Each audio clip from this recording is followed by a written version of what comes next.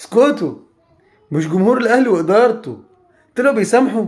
اه والله سامحوا امام عاشور. بيقول لك امام عاشور هيعتذر ان هو شتم رئيس مجلس اداره الاهلي وشتم النادي الاهلي وجمهور النادي الاهلي من قلب غرف خلع الملابس داخل النادي الاهلي. طلعوا بيسامحوا.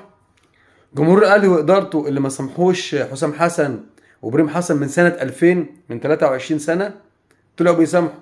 اللي ما سامحوش عصام الحضري طلعوا بيسامحوا. ما سامحوش عبد الله السعيد طلعوا بيسامحوا. ما سامحوش رمضان صبحي طلعوا بيسامحوا. ما سامحوش ابراهيم سعيد طلعوا بيسامحوا. الناس دي كلها بقى لا ما سامحوش حسام عاشور. الناس دي ما غلطتش فيهم. لكن اللي شتمهم، شتم رئيس ناديهم وعيلته وشتم الجمهور كله باقذر الالفاظ، سامحوه. جمهور الاهلي طلع بيسامح.